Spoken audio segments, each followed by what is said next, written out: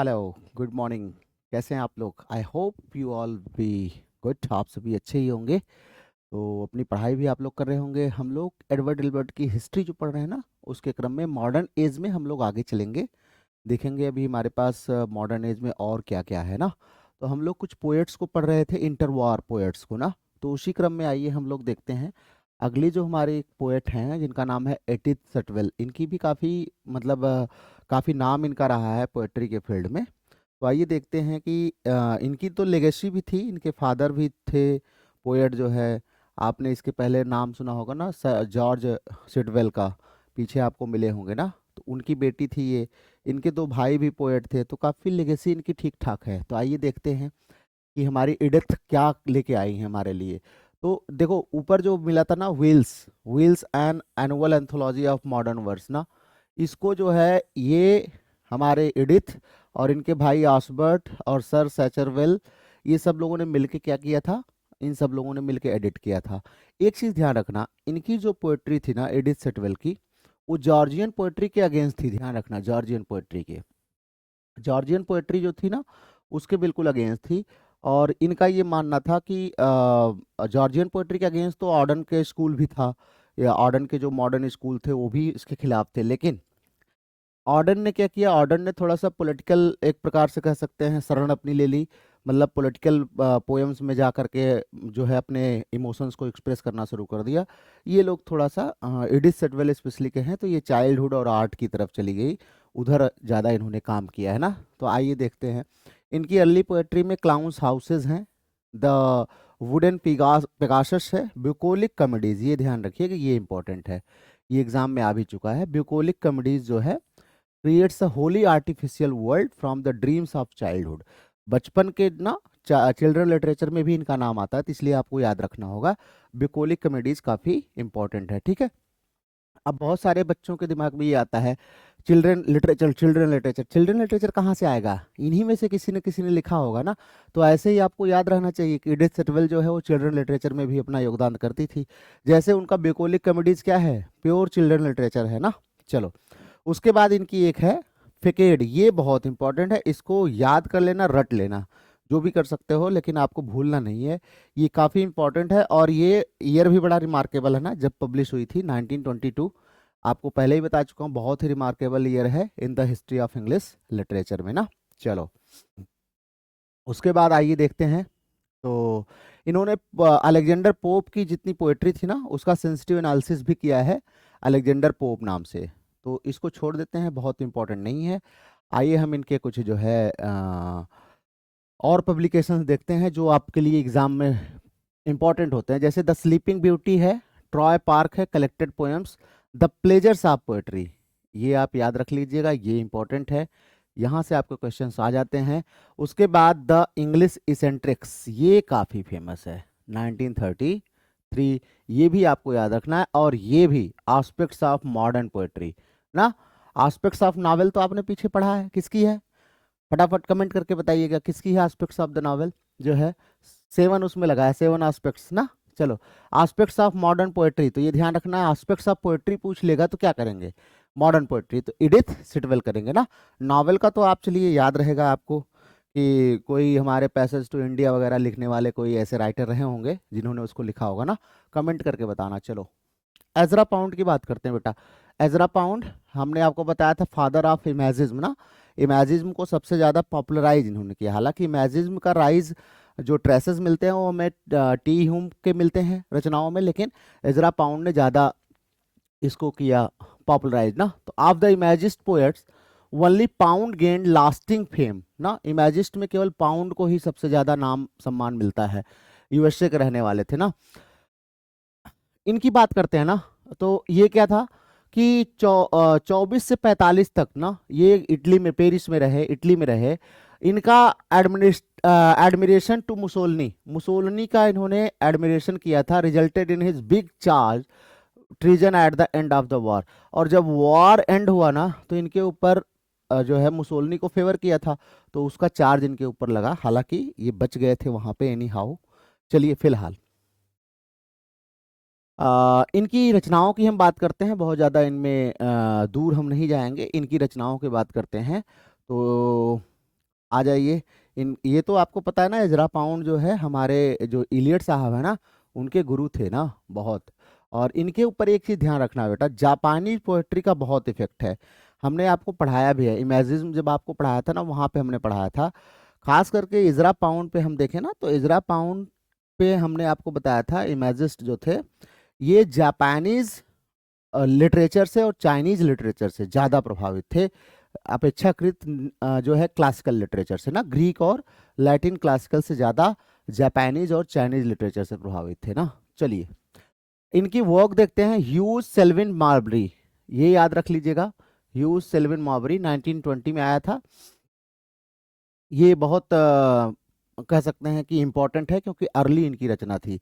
जो सबसे इंपॉर्टेंट है, जो आपको याद ही रखना है या नहीं भूलना है, दैट इज द कैंटोज ना, बहुत ही फेमस है, ध्यान रखना, बहुत फेमस है। द मोस्ट इंपॉर्टेंट इनकी कह सकते हैं, वेरी वेरी इंपॉर्टेंट इनकी रचना, आपको याद ही रखनी है, इसको भूलनी नहीं है बेटा किसी भी हाल में। द कैंटोज किसने लिखा है, बहुत इंपॉर्टेंट है। आप टीएस इलियट से क्वेश्चन आता है ना, तो घुमा फिरा के यहाँ से भी क्वेश्चन आपके एग्जाम में बन जाता है।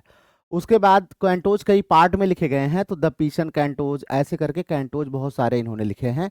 1925 से 69 तक जो है टोटल इन्होंने 21 कैंटोज लिखे हैं, 21 कैंटोज, तो ध्यान रखना। उसके बाद कैंटोज के लिए ही जाने जाते हैं स्पेशली, और इनकी खास वैसे कोई रचना नहीं है। अब आ जाइए हम इस एज में देखते हैं, पोस्ट वर्ल्ड वार में हमारी पोएट्री क्या है। पोस्ट वर्ल्ड वार ना, मतलब वर्ल्ड वार के बाद की हमारी पोएट्री है, उसके बारे में देख लेते हैं। तो यहाँ पे 1918 से 39 के बीच में हम बात कर रहे हैं ना, फर्स्ट वर्ल्ड वॉर के बाद, तो पोस्ट वर्ल्ड वार, और 1939 के पहले के देखेंगे। तो आइए poetry in the post world war में देखें। तो एक पोएट्री शुरू हुई थी ना यहाँ पे, जिसमें हम देखते हैं कि मॉडर्न मैन के हॉलोनेस को दिखाते हैं, इम्पटीनेस के दिखाते हैं, आइसोलेशन को दिखाते हैं, डिसइल्यूजनमेंट को दिखाते हैं ना। उसी में एक हमारा वेस्टलैंड आता है, इसमें सबसे सुप्रीम पोयम है इस चीज़ों को दिखाते हुए। द हॉलो मैन इन्हीं की है, किसकी है दोनों, बेटा कमेंट करो फास्ट, किसकी है दोनों, टीएस इलियट की है ना, टीएस इलियट की है, दोनों टीएस इलियट की है हमारी। ये दोनों क्या दिखाती है, इम्पटीनेस ऑफ मॉडर्न मैन ना, emptiness of modern man, barrenness of modern man दिखाता है, आइसोलेशन ऑफ मॉडर्न मैन को दिखाता है, फ्रेगमेंटेशन ऑफ मॉडर्न मैन को दिखाता है ना, बहुत सारी चीज़ें इसमें दिखाती हैं। चलो पोएटिक टेक्निक की बात कर लेते हैं। पोएटिक टेक्निक हमने आपको बताया था कि इसमें स्ट्रीम ऑफ कॉन्शसनेस टेक्निक सबसे ज़्यादा यूज हुई है। फिलहाल इमेजिज्म यूज हुआ है, बहुत सारी टेक्निक यहाँ पर यूज हुई है, एक नहीं बहुत सारी यूज हुई है। आपने जीएम हॉपकिंस को पढ़ाया होगा, उनका स्प्रंग रिदम आपने पढ़ा होगा, 10.5 लाइन का जो क्या कहते हैं इन्होंने सोनेट डेवलप किया था ना, तो ये सब आपने यहाँ पर देखा ही होगा। चलो बच्चों, difficulty of modern poetry. Modern poetry difficult क्यों है, बहुत सारे लोग कहते हैं डिफिकल्ट क्यों है, क्योंकि मॉडर्न लाइफ ही बड़ी डिफिकल्ट है ना, कॉम्प्लेक्स बहुत है। जितना कॉम्प्लेक्स होगा लिटरेचर, क्या है हमने शुरुआत में आपको बताया था कि लिटरेचर जो है वो हमारे ह्यूमन लाइफ का ही रिप्रेजेंटेशन है। तो कहीं ना कहीं जब ह्यूमन लाइफ बहुत कॉम्प्लेक्स हो गई है, तो लिटरेचर भी थोड़ा सा कॉम्प्लेक्स हो जाता है। लेकिन एक चीज़ जो इसकी खासियत ये है ना, कि ये यहाँ पे इतने ज़्यादा आपके पास थीम सब्जेक्ट अवेलेबल हैं कि आप जब चाहें तब पोएट्री लिख सकते हैं। पीछे क्या था, कुछ फिक्स थीम होती थी, उसी पर लोग लिखते थे। यहाँ पर मॉडर्न लाइफ ही बहुत ज़्यादा कॉम्प्लेक्स हो गई, तो बहुत ज़्यादा थीम यहाँ पर डेवलप हो जाती है अपने आप।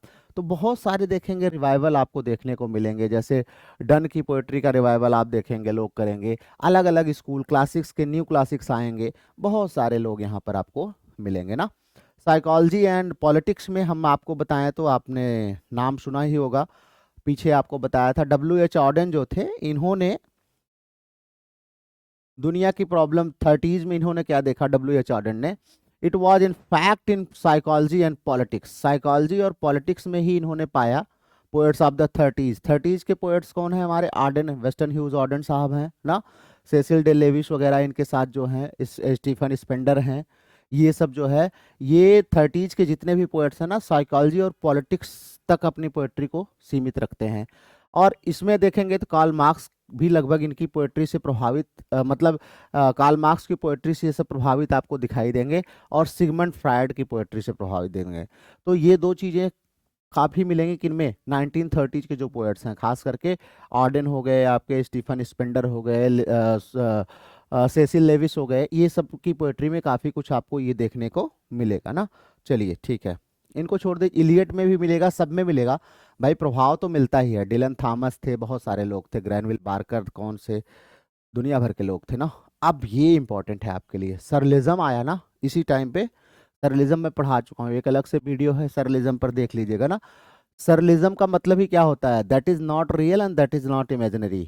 एक ब्लर एरिया होता है ना रियलिटी और इमेजिन के बीच में, क्या करते हैं ये, रियलिटी और इमेजिनेशन ना, इमेजिनेशन, रियलिटी और इमेजिनेशन के बीच में क्या करते हैं, एक ब्लर लाइन खींच देते हैं ना, कि मतलब आप समझ ही नहीं पाओगे कि ये रियलिटी है कि इमेजिनेशन है ना, वही होता है सरलिज्म। तो सरलिज्म क्या था, इसका भी डेवलपमेंट इसी टाइम पे बहुत हुआ ना, हम समझ ही नहीं पा रहे हैं रियलिटी है या इल्यूजन है। 1930s के आसपास ही सरलिज्म डेवलप हुआ है, कॉन्टिनेंट लिटरेचर में खूब पाया जाता है, इसके जैसे हर्बर्ट रीड की पोएट्री हो गई, इन सब में काफ़ी कुछ सरलिज्म हमें देखने को मिलता है। न्यू ट्रेडिशनलिज्म भी आया, हाँ न्यू ट्रेडिशनलिज्म क्या था, बहुत सारे पोएट ये थे जिन्होंने सरलिज्म को तो मना कर दिया, बोले इसकी तो एक लिमिट है। इन्होंने एक नया ट्रेडिशन अपनाया, उसी को बोलते हैं न्यू ट्रेडिशनलिज्म ना, नई सोसाइटी नए तरीके से लिखना शुरू किया। इसमें रॉय कैम्पबेल वगैरह इन सब का नाम आता है। जब हम आपको सरलिज्म वगैरह पढ़ाएंगे ना पूरा डिटेल में, बहुत सारी चीज़ें तो हमने पढ़ाई मास्टर्स के सिलेबस में जो है, वहाँ से आप जाके ये टर्म्स वगैरह देख सकते हैं, तो ये सारे पोएट आपको वहाँ पे मिल जाएंगे। लेकिन अलग से जब हम आपको पढ़ाएंगे, आपको इन द सेंस मतलब specially competitive point of view से, तो ये सारे राइटर आपको वहाँ पर मिल जाएंगे। चलिए आगे चलते हैं, फिर देखते हैं। इनको छोड़ दीजिए, सरलिज्म को हम पढ़ेंगे, न्यू ट्रेडिशनलिज्म को भी पढ़ेंगे हम। जॉर्जियन सर्वाइवर्स थे, जॉर्जियन पोएट्री के लिखने वाले जो थे, उनके सर्वाइवर्स कुछ बचे हुए थे, उनको देख लेंगे। अब आइए हम इस एज के ड्रामेटिस्ट को चलते हैं भाई। इंटर वॉर ईयर्स के जो ड्रामेटिस्ट है ना, बड़े ही इंपॉर्टेंट है, इसमें एक से बढ़कर एक ड्रामेटिस्ट आपको मिलेंगे। तो सबसे पहला नाम आता है, हमारे आयरिश ड्रामेटिस्ट थे जिनका नाम था सीन ओकेसी। सीन ओकेसी काफ़ी जो है फेमस ड्रामेटिस्ट हैं। आइए देखते हैं, इनका जन्म पहले देख लीजिए, डबलिन में हुआ है ना, आयरलैंड में, डबलिन के स्लम में जन्म हुआ था। तो स्लम में रहते रहते क्या है, वहाँ के लोगों को देखा था, तो इन्होंने सोचा चलो इसी में हम अपना कैरियर बनाते हैं। तो इन्होंने अपना पहला प्ले लिखा, द शैडो ऑफ गनमैन, बहुत ही फेमस है, ध्यान रखिएगा। एबे थिएटर में ये 1923 में पब्लिश हुई थी। एबे थिएटर वही है ना जिसको हमारे WB येट्स साहब और JM सिंज और लेडी ग्रेगरी ने क्या किया था, 1904 में फाउंड किया था ना। उसी थिएटर में 1923 में इनका पहला प्ले पब्लिश होता है, जो कि डबलिन के स्लम पर ही बेस्ड है ना। चलिए ठीक है, आइए आगे देखते हैं। इनकी इनकी ज़्यादातर रचनाएं देखते हैं, एंग्लो आयरिश वॉर जो है 1920 का, उसकी स्टडी करते हैं ये, उसको दिखाते हैं। हम आगे चलते हैं। बहुत ही फेमस भाई, बहुत ही फेमस इनकी रचना, मैंने पहले बताया ना बहुत फेमस है ये। अब ये देखो, कम से कम हमें लगता है 8-10 बार एग्जाम में आया होगा, जूनो एंड द पेकॉक। हाँ, जूनो एंड द पेकॉक बहुत ही फेमस रचना है, 1924 में आई थी। इसमें कह रहे हैं ना, इसका जो चीफ एक करेक्टर है, वो मेन जो हीरोइन है वही मेन करेक्टर है, प्रोटैगनिस्ट जो है वो हीरोइन है, बहुत ही ज़्यादा फेमस है। इसकी भी सेटिंग जो है वही डबलिन के स्लम्स पर बेस्ड है ना, काफ़ी ये एग्जाम्स में आया हुआ है, क्वेश्चन ध्यान रखेंगे, बहुत ज़्यादा पूछता है ये, ठीक है। जूनो जो है बेचारी काफ़ी मेहनती है, और पेकॉक जो है उसका बिल्कुल नालायक हस्बैंड है ना। चलो उसके बाद आ जाओ, ये भी इंपॉर्टेंट है इनकी, ये भी इंपॉर्टेंट है, the plough and the stars. भाई ये क्या कहते हैं, ये क्रॉनिकल प्ले है जो ईस्टर राइजिंग से शुरू होता है 1916 के ना, और वहाँ से ये वॉर शुरू होता है, हॉरर ऑफ वॉर्स को दिखाता है इसने, काफ़ी फेमस ये इनकी नावल रही है जो वॉर पर बेस्ड है। उसके बाद आ जाइए, इंपॉर्टेंट इंपॉर्टेंट इनका जो है प्लेस जो हम बात करते हैं, द सिल्वर टैसी, ये उतनी इंपॉर्टेंट नहीं है, हालांकि ये फेल्ड हो गई थी, एबे थिएटर ने भी इसको जो है मना कर दिया था। इनकी एक रचना और बहुत इंपॉर्टेंट है, अभी आपको मिल जाएगी, वो नीचे होगी जरूर यहाँ पे। इनकी 4-5 रचनाएं तो आपको याद ही रखनी पड़ेंगी बेटा, भूल नहीं सकते। The stars with in the gates है इनकी, द स्टार टर्न्स रेड है, purple dust, red roses for me, okay leaves and, हाँ ये आप याद कर लीजिएगा, ओक लीक्स एंड लेवेंडर, काफ़ी ये फेमस रचना है इनकी। ये एग्जाम्स में देखिए, ज़्यादातर हम आपको जो रचनाएं बताते हैं, कहीं ना कहीं एग्जाम्स में या तो रिपीटेड हैं या तो ज़्यादा चांसेस होते हैं उनके आने के। तो इस तरीके से हम आपको अंडरलाइन करा देते हैं, तो उसको जरूर ध्यान रखा करिए ना। ओक लीव्स एंड लेवेंडर इनकी काफी फेमस रचना है, तो ये 3-4 रचनाएं आप इनका याद रखेंगे, Juno and the Paycock, the plough and the stars, और the oaks leaves and lavender, ये आप जरूर याद रखेंगे। चलिए, तो इंटरवार थिएटर में इनका काफी योगदान रहा है। आगे हम लोग चलते हैं, आगे हमें कौन मिलेंगे भैया? आगे हमें मिल गए जेबी प्रेस्टले साहब, तो आइए इनको भी देख लेते हैं, प्रेस्टले। हाँ, तो अब देखो भैया, मॉडर्न के ये भी काफी बड़े जेबी प्रेस्टले साहब, इन्होंने 30 से ज्यादा प्लेज लिखे हैं, तो ये सोचो 30 से ज्यादा प्लेज लिखे हैं प्रेस्टले साहब।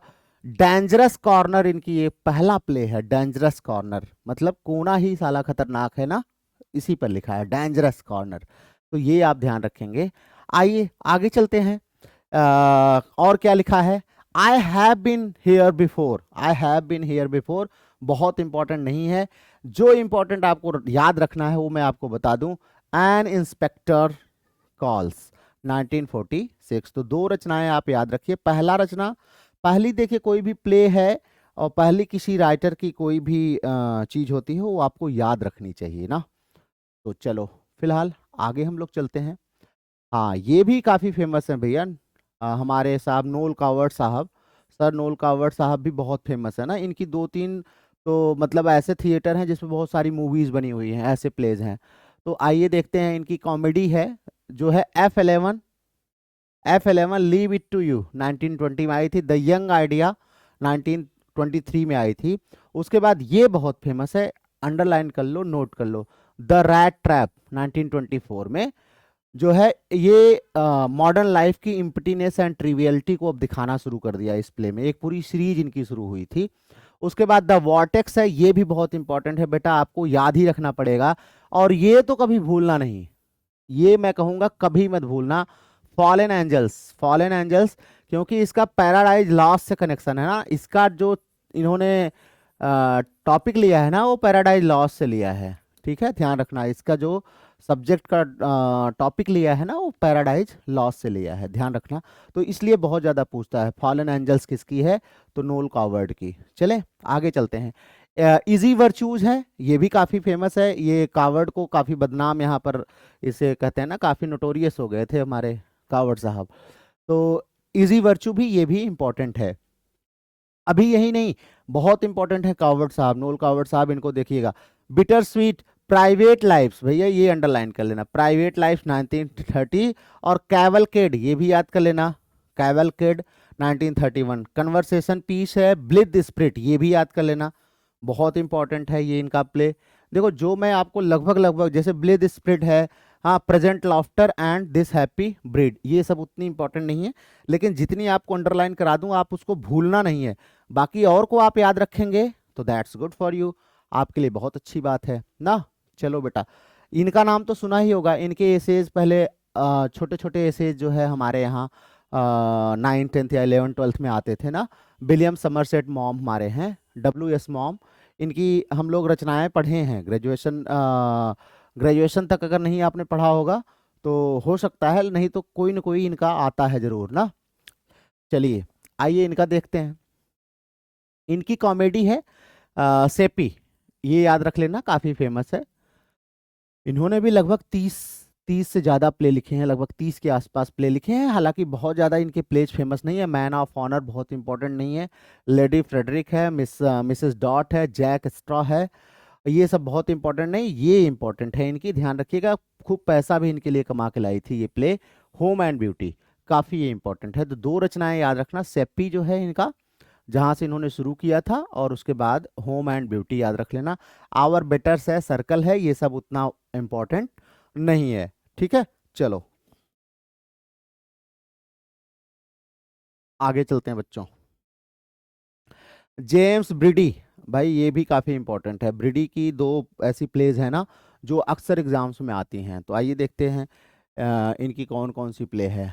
तो इनका पेन नेम याद कर लेना, हाँ ये इंपॉर्टेंट है, पेन नेम इनका था हेनरी मेवर, तो ये भी काफ़ी इंपॉर्टेंट होता है, किसी राइटर का पेन नेम जो है आपको याद रखना चाहिए। चलो ये आ जाइए भैया, यही मैं आपसे कह रहा था, ये इनका है द एनाटॉमिस्ट ना, बेस्ट नोन प्लेज इनके हैं। एनाटॉमिस्ट 1931 में आई थी, और ये है टोबियास एंड द एंजल्स 1932 में। तो ये दोनों प्ले आप इनका याद रखेंगे, ये आपको भूलना नहीं है। और इनके बारे में ज़्यादा और भी रचनाएं हैं, देख लेते हैं क्या है। हाँ, ये देखो भैया, लो आ गया आपके पास। इनके और प्लेस देख लेते हैं तो क्या है हमारे पास। तो इनका एक प्ले है मॉर्निंग बिकम्स इलेक्ट्रा, ये काफी फेमस है। मॉर्निंग बिकम्स इलेक्ट्रा बहुत ही फेमस कह सकते हैं, इसको आपको याद रख लेना है। 3 हो गए। डेज विदाउट एंड छोड़ दो, बहुत इंपॉर्टेंट नहीं है। हालांकि काफी बड़ी पे है ना। चलिए ये 1 मिनट बेटा। हम्म, चलो ठीक है, इनको छोड़ दो। आओ, कंडीशंस इन थिएटर आपको दिखाते हैं। उस समय थिएटर की कंडीशन क्या थी। थिएटर में अगर हम देखें तो थिएटर कंडीशन की बात करें तो ज़्यादातर उस समय रेप्यूटेड राइटर में हमारे जीबी शाह आते थे। जीबी शाह के प्ले पब्लिश हुआ करते थे। गाल्सवर्दी थे, गाल्सवर्दी के भी प्ले पब्लिश हुआ करते थे। और उसके बाद और भी कुछ राइटर हैं जिनके जो है थिएटर में काफ़ी प्लेस आया करते थे। तो आइए एक बार हम देख लेते हैं कौन कौन सा रिकैप टाइप का कर लेते हैं, कौन कौन से प्लेस जो है। जैसे पिग्मैलियन है, पिग्मैलियन आया था। द स्किन गेम है ना, ग्रैनविल बार्कर का स्किन गेम, ये काफ़ी फेमस है। गाल्सवर्दी का जस्टिस काफ़ी फेमस है। उसके बाद और कौन, अभी आपको हमने बताया कैवलकेड आया था 1931 में, और नोल कावर्ट की और प्राइवेट लाइफ्स, ये काफ़ी इंपॉर्टेंट है। और थोड़े बहुत इंपॉर्टेंट है, ये 4-6 नाम आप जरूर याद रखेंगे। ये रिकैप टाइप का है कि यहाँ पे थिएटर में क्या क्या हमारा हुआ था ना। चलिए इन सबको छोड़ दीजिए, यहाँ से बहुत इंपॉर्टेंट आपको क्वेश्चन नहीं मिलने वाले हैं। हम सीधे चलेंगे। हम्म, बहुत सारे कॉमेडी का डेवलपमेंट हुआ है, वो सब चीज़ें यहाँ पे हमें नहीं पढ़ना है। अब हम सीधे चलेंगे नेक्स्ट, हमारा जो टारगेट है इंटर वॉर्स नॉवेल्स पर।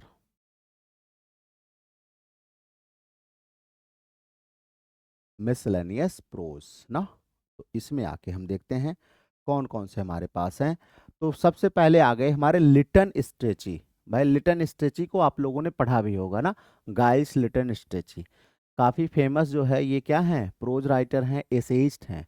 तो आइए देखते हैं इनका क्या है। इनका सबसे ज़्यादा फेमस जो एग्ज़ाम में घुमा फिरा के, टीजीटी लेवल एग्ज़ाम में तो अक्सर आ जाता है, मतलब ये टीजीटी पीजीटी लेवल पे टफ क्वेश्चन माने जाते हैं। यहाँ पे आ जाता है इमिनेंट विक्टोरियन, बहुत ही फेमस रचना है, आप भूलना नहीं बेटा इसको। इमिनेंट विक्टोरियंस किसने लिखा है। हर मान लीजिए कि अगर पूरे भारत के टीजीटी पीजीटी एग्जाम्स की बात करें या नेट जेआरएफ की, तो हर साल कहीं ना कहीं ये आया होगा क्वेश्चन, इतना इंपॉर्टेंट है, आप ध्यान रखिएगा। इमिनेंट विक्टोरियंस बहुत ही ज़्यादा फेमस है ना। उसके बाद इनकी अगली रचना है एलिजाबेथ एंड एसेक्स, ये भी काफ़ी इनकी पॉपुलर रचना है। उसके बाद पोर्ट्रेट्स इन मिनिएचर, ये भी आपको याद रखना, ये भी काफ़ी फेमस रचना है। तो ये आपको ध्यान रखना होगा, ध्यान रखना होगा कि इनकी रचनाएं काफ़ी फेमस है। क्यों फेमस हैं, क्योंकि ये हमारे ब्लूम्सबरी ग्रुप की मेंबर थी ना, लिटन स्ट्रेची। लिटन स्ट्रेची जो हमारी वर्जीनिया वुल्फ ने एक ग्रुप बनाया था ना, ब्लूम्सबरी ग्रुप, लगभग 1920s के आसपास, 1920s में, क्या 1916 में बना था ग्रुप। तो साइंटिस्ट एंड फिलोसफर्स में हम देख लेते हैं इंटर वॉर में हमारे पास कौन कौन से हैं। साइंटिस्ट एंड फिलोसफर्स, साइंटिस्ट भी और फिलोसफर्स भी जो थे, उसमें पहला नाम आता है हमारे H.G. वेल्स, पीछे आपको मिल ही चुके हैं। बर्ट्रांड रसल, ये भी आपको मिल चुके हैं, काफ़ी फेमस हैं ये लोग, ध्यान रखिएगा ना। बहुत सारे इनके साइंटिफिक वर्क्स हैं जो कि फिलोसफी में भी काम करते हैं। उसके बाद साइंटिफिक वर्क्स में जैसे हमारे एन वाइट हेड हैं, मैथमेटिशियन एंड फिलोसफर हैं। इन्होंने लिखा है science and the modern world and religion in the making, ये इंपॉर्टेंट है। रिलीजन इन द मेकिंग किसकी है ये, तो ध्यान रखना ये वाइट हेड की है। ठीक है, ये दोनों रचना आप याद रख सकते हैं। प्रोसेस एंड रियलिटी है, बहुत इंपॉर्टेंट नहीं है। मिस्टीरियस यूनिवर्स है, ये भी बहुत इंपॉर्टेंट नहीं है। अब इनको छोड़ दीजिए। अब जो आपके इंपॉर्टेंट राइटर्स आएंगे वो आ जाइए। बहुत ही फेमस राइटर हैं जिनका नाम है James George Fraser. James George Fraser, James Fraser का की रचना तो पढ़ी होगी ना, द गोल्डन बा, जिससे हमारे जो है वो माना जाता है बहुत ज्यादा। रिसेंट में वेस्टलैंड लिखी थी ना हमारे टीएस इलियट साहब ने, तो माना जाता है कि शायद ये भी पढ़ के उन्होंने लिखा था। तो इसका एडिटेड एब्रिज्ड वर्जन 1922 में आया था, बहुत सारे राइटर्स को इन्फ्लुएंस किया है इन्होंने। तो आप ये द गोल्डन बो याद रखेंगे, आपके दिमाग में रहना चाहिए। फ्रेजर की एकमात्र रचना है जो काफ़ी फेमस है। उसके बाद छोटे छोटे बहुत सारे राइटर्स हैं, सबको याद रखना भी पॉसिबल नहीं है और सबको जान पाना भी पॉसिबल नहीं है। जो फेमस है वो हम आपको बताते चल रहे हैं। कोई अगर ऐसा रह गया छूट गया तो हम आपको बाद में कवर करा देंगे, लेकिन ज़्यादातर जो अच्छे मतलब अच्छे इन द सेंस सारे राइटर्स अच्छे हैं बेटा, सब अच्छे हैं, लेकिन एग्जामिनेशंस के पॉइंट ऑफ व्यू से हम आपको पढ़ा रहे हैं, तो उसमें जो राइटर्स हमें लगता है कि हाँ ये ज़्यादा इंपॉर्टेंट है वो हम आपको बताते हैं। अब जैसे क्रिटिसिज्म की बात करते हैं तो शुरुआत में देखेंगे तो क्रिटिसिज्म में आई ए रिचर्ड्स का नाम, टी एस इलियट का नाम आता है, तो इन सबको हम पढ़ेंगे डिटेल में, लेकिन यहाँ पे थोड़ा थोड़ा इंट्रोडक्शन दिया है। तो क्रिटिसिज्म में देखें तो आई ए रिचर्ड्स है, इनकी एक बुक तो इतनी फेमस हुई थी, प्रिंसिपल ऑफ लिटरेरी क्रिटिसिज्म, ये बहुत फेमस हुई थी। उसके बाद यही इतना ही नहीं लिखा है, साइंस एंड पोएट्री लिखा है, प्रैक्टिकल क्रिटिसिज्म तो इनकी बहुत ही फेमस है ना। तो ये सब आप थोड़ा सा याद रखेंगे, ये सब अलग से आपको पढ़ना पड़ेगा। पीछे जैसे हमने एफ आर लेविस को, अभी आप देखो एफ आर लेविस पर हमने पूरा वीडियो, एमए में आप जाइए, एमए फाइनल ईयर में एफ आर लेविस थियरिस्ट हैं ना, हमने पूरी इनकी new bearings in English poetry, the great tradition, सब कुछ पढ़ा रखा है, आप जाके देखिए वहां पर। एफ आर लेविस तो new bearings in English poetry इनकी क्रिटिक पोएट्री है, रिवैल्यूएशन है इनकी, द ग्रेट ट्रेडिशन है, देखो ये भी आ गया 1948 में, ये सब हमने पढ़ा रखा है, तो वहां पे आपको ये मिल जाएगा। चलिए उसके बाद आ जाइए हमारे जो है एच जे सी ग्रियर्सन है। अच्छा ये भी ग्रियर्सन साहब का भी काफ़ी नाम है, क्यों? क्योंकि मेटाफिजिकल पोएट्स के बारे में ये बहुत लिखते हैं। तो the background of English literature इन्होंने लिखा है, cross currents in the English literature of the 17th century ना, इसी में इन्होंने मेटाफिजिकल पोएट्स की चर्चा की है। A critical history of English poetry है, बाकी इसको छोड़ दीजिए, ये बहुत इंपॉर्टेंट नहीं है। अब देखो ये है चैम्बर्स, चैम्बर्स का नाम बार बार आता है, मॉडर्न क्रिटिक में इनका नाम आएगा आपको। द मिडवल स्टेज, प्ले के बारे में लिखते हैं ना, मिडवल स्टेज नाम से इन्होंने एक रचना रखी थी कि थिएटर कैसा था, उस समय का थिएटर कैसा था उसके बारे में याद रखते हैं ना। तो ये सब एलिजाबेथन स्टेज के बारे में लिखा है। शेक्सपियर अ सर्वे, तो अब ये सब ना आने हैं आपको, शेक्सपियर अ सर्वे किसने लिखा है तो आपको याद रहना चाहिए ना, काफी फेमस नाम है। English literature at the close of middle edges, ये सब इन्होंने लिखे हैं। और भी राइटर मिलेंगे, ऐसा नहीं है केवल यही हैं, जैसे आप देखिए जे बी हैरिसन आपको इसी में मिलेंगे, John Palmer, Wilson Knight, Wilson Knight तो बहुत फेमस है, शेक्सपियर पर बहुत सारा इनका काम है। एच बी चार्ल्टन का भी बहुत सारा काम है शेक्सपियर पर। तो ये सब आपको इस एज में पढ़ने होंगे, जो सब क्या हैं, सब क्रिटिक्स हैं या एसेइस्ट हैं। ट्रांसलेटर्स में देखें तो ट्रांसलेशन में गिलबर्ट मुरे साहब हैं जो ग्रीक ड्रामा वगैरह का ट्रांसलेशन करते हैं। और ट्रांसलेटर में देखेंगे तो बहुत बड़े बड़े नाम आपको मिल जाएंगे, जैसे देखिए जैसे ये टर्जिन्यव है जो है रसिया के, टॉलस्टॉय है भैया, डोस्टोवस्की हैं, ये सब एंटोन चेको हैं, ये सब क्या है, बहुत बड़े ट्रांसलेटर भी थे ना, जो कि ट्रांसलेट भी किया करते थे, तो ट्रांसलेटर में इनका नाम आता है। चलिए ट्रैवलर्स में कौन कौन थे, तो ट्रैवलर्स में किसका नाम आप ले सकते हैं, तो टी लॉरेंस है, द 7 पिलर्स ऑफ विजडम है, एच वी मॉर्टन है, in the steps of the master हैं, ये छोड़ दीजिए। अब ये आ जाइए भैया, ये काफ़ी फेमस है हमारे, क्या नाम है इनका, एक मिनट देख लेते हैं।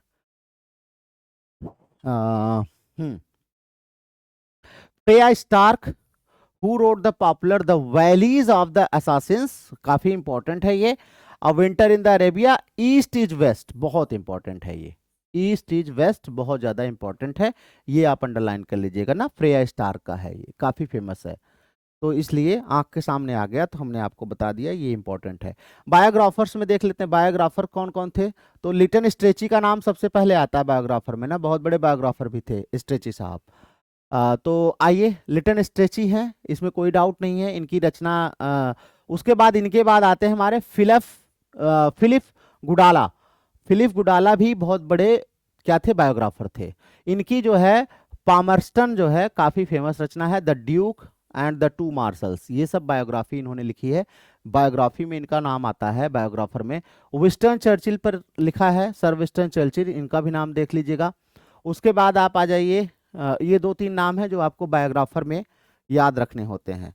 एक्चुअली एग्जाम में क्वेश्चन पूछ लेता है ना कि आप मैच कराइए, तो आपको 4 राइटर के नाम दे देगा, एक तरफ दे देगा बायोग्राफर, एक तरफ आपको देगा हिस्टोरियन, एक तरफ आपको देगा ड्रामेटिस्ट, और 4 दे देगा। तो आपको मैच कराना होगा कि इस एज के कौन क्या थे, तो थोड़ा सा आपको जरूर याद रखना पड़ता है ना। चलिए, अब हम लोग कहाँ पहुंच गए?